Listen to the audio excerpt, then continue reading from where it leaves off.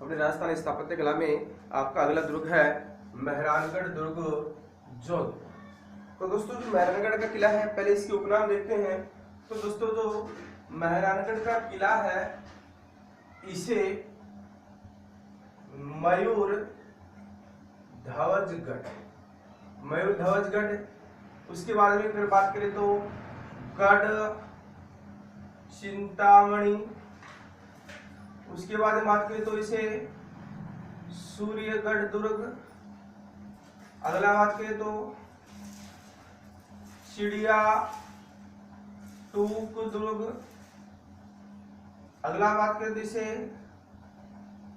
काका दुर्ग भी कहा जाता है। दोस्तों ये है आपके मेहरानगढ़ के किले के उपनाम कि मेहरानगढ़ का किला जो जोधपुर जिले में है इसे मयूर ध्वजगढ़, गढ़ चिंतामणि, सूर्यगढ़ दुर्ग, चिड़िया टूक दुर्ग और काका दुर्ग भी कहा जाता है। अभी देखो दोस्तों इसकी बात करते हैं अपन निर्माण की कि मेहरानगढ़ का किला है, इस मेहरानगढ़ के किले का निर्माण किसने करवाया। तो दोस्तों इस किले का निर्माण 1459 में राव जोधा ने करवाया। दोस्तों ये जो मेहरानगढ़ का किला है, इस मेहरानगढ़ के किले का निर्माण 1459 ईस्वी में राव जोधा ने करवाया। अब देखिए दोस्तों इस किले का निर्माण राव जोधा ने कराया, लेकिन राव जोधा ने इस मेहरानगढ़ किले की जो नींव है, यानी इस किले की जो नींव है वो करणी माता के हाथों से रखवाई। दोस्तों मेहरानगढ़ किले की नींव है वो किसके हाथों से रखवाएगी, तो करणी माता के हाथों से रखवाएगी। फिर दोस्तों इसकी जो नींव है, यानी इस नींव में 5 रुपए में खरीद कर राजिया भलाई, ये दोस्तों इस किले की नींव करणी माता के हाथों से रखवाएगी और इस किले में 5 रुपए में खरीद कर राजिया भलाई की किले की नींव में जिंदा दफनाएगा। अब बात करें दोस्तों एक व्यक्ति है जिसका नाम है लॉर्ड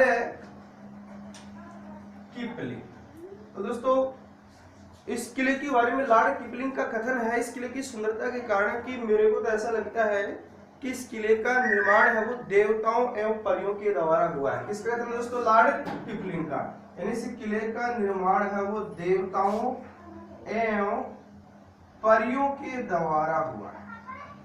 तो दोस्तों ये प्रश्न वो 2 तरीके से अब तक राष्ट्रीय पुलिस में पूछा गया है कि किस किले के बारे में कहा जाता है कि इसका निर्माण देवताओं एवं परियों द्वारा किया गया है, तो दोस्तों मेहरानगढ़। दूसरा यह किसका कथन है कि मेहरानगढ़ किले का निर्माण देवताओं एवं परियों द्वारा हुआ है, तो दोस्तों किसका, लॉर्ड किपलिंग का।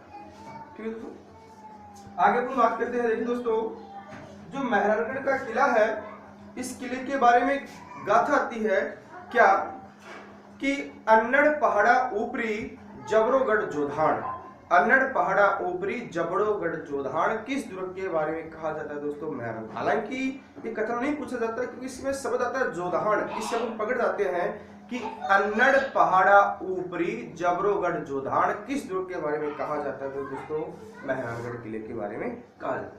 दोस्तों इस किले में 3 प्रवेश द्वार हैं। कितने प्रवेश द्वार हैं, 3।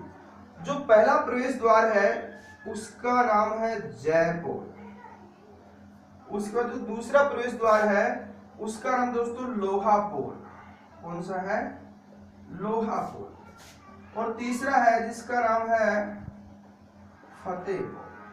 ठीक है, तो अब देखिए यहाँ पे अच्छा प्रश्न आता है कि मेहरानगढ़ का जो दुर्ग है इसका मुख्य प्रवेश द्वार कौन सा है, तो दोस्तों जयपुर। याद रखेंगे कि मेहरानगढ़ किले का मुख्य प्रवेश द्वार कौन सा है, जयपुर। और दोस्तों जो लोहापोल प्रवेश द्वार है, इस लोहापोल प्रवेश द्वार के ऊपर जबरदस्त क्वेश्चन है क्या कि दन्ना और भीवा की छतरी। देखिए दोस्तों या तो आपसे पूछेगा कि दन्ना और भीवा की छतरी कौन से प्रवेश द्वार पे, लोहापोल पे। तो ये प्रवेश द्वार में पूछ के आपसे सीधा ये पूछेंगे कि दन्ना और भीवा की छतरी कहाँ पे है, तो दोस्तों दन्ना और भीवा की छतरी मेहरानगढ़ दुर्ग में लोहापोल प्रवेश द्वार। अब दोस्तों अब हम इसमें बात करेंगे आगे यानी कौन कौन से मंदिर बने इसमें, कौन से महल बने हैं, कौन से तालाब बने हैं, आगे बातें देखिए।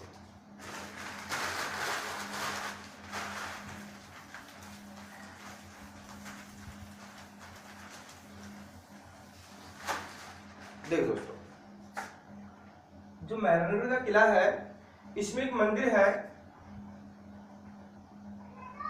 चामुंडा माता का मंदिर। ठीक है दोस्तों, कौन सी माता का मंदिर है? चामुंडा माता का मंदिर है। ठीक है दोस्तों, तो चामुंडा माता का मंदिर है। इस चामुंडा माता के मंदिर का निर्माण करवाया था राव जोधा ने। ध्यान रखें दोस्तों, चामुंडा माता का मंदिर का निर्माण किसने करवाया? राव जोधा ने।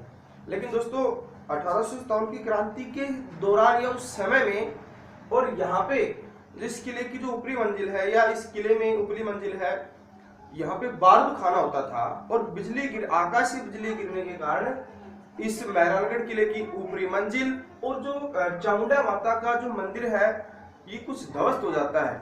तो इसका जो पुनर्निर्माण है,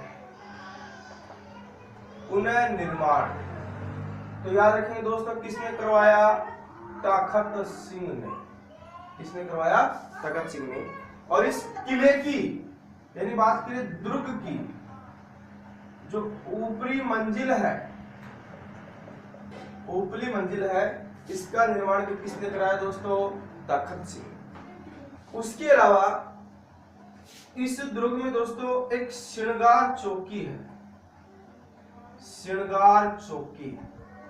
तो दोस्तों जो श्रृंगार चौकी है, इस श्रृंगार चौकी के ऊपर जो जोधपुर के शासक हुए हैं, इन जोधपुर के शासकों का क्या होता था? राज तिलक होता था। तो दोस्तों इस श्रृंगार चौकी का निर्माण भी किसने करवाया? तो याद रखेंगे दोस्तों, तखत सिंह ने। किसने करवाया? तखत सिंह ने करा। फिर दोस्तों यहाँ पे है फूल महल, और इस फूल महल का निर्माण करवाया था दोस्तों अभय सिंह। ठीक है, फूल महल है। उसके अलावा बात करें तो यहाँ पे दो तालाब हैं। एक है रानीसर तालाब। कौन सा तालाब है? एक तो है यहाँ पे रानीसर तालाब, एक तालाब और है जिसका नाम है पद्मासर तालाब।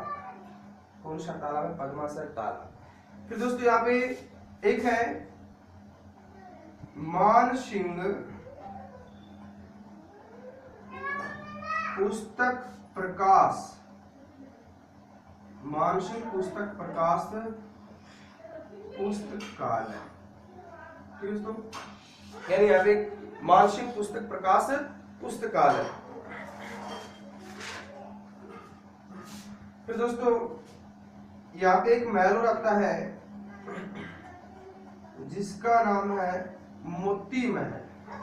दोस्तों जो मोती महल है, इस मोती महल का निर्माण करवाया था सूर सिंह। ठीक है, तो ये दो याद रखेंगे, एक तो फूल महल अभय सिंह, मोती महल सूर सिंह। उसके अलावा रानीसर तालाब, पद्मासर तालाब, एक मानसिंह पुस्तक प्रकाश पुस्तकालय।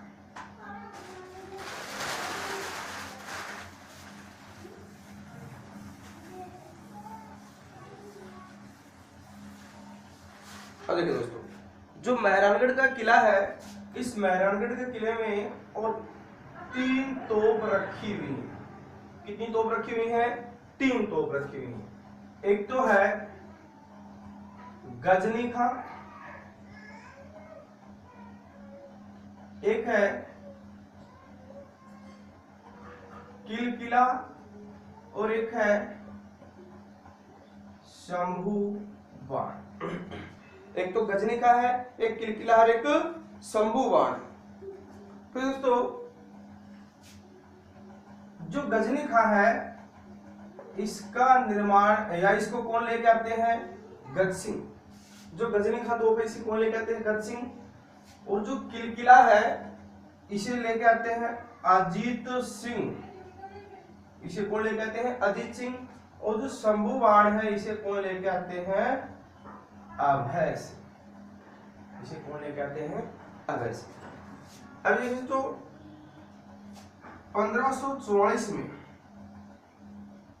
गिरी सुमेल का युद्ध। तो दोस्तों मैंने पीछे की वीडियो में आपको पढ़ाया था सिवाना दुर्ग। तो दोस्तों एक लाइन बताई थी कि मारवाड़ के राजाओं की संकटकालीन राजधानी किसे कहा जाता है? सिवाना दुर्ग को। तो दोस्तों 1544 में जो गिरी का युद्ध होता है, तो उस युद्ध के बाद में यानी गिरी का युद्ध है वो शेरशाह सूरी मालदेव के मध्य होता है। तो दोस्तों मालदेव वो सिवाना चला जाता है और इस किले पे किसका अधिकार हो जाता है? तो दोस्तों शेरशाह सूरी का। यानी आपसे पूछ ले कि मेहरानगढ़ के किले पे शेरशाह सूरी ने कब अधिकार किया? दोस्तों 1544।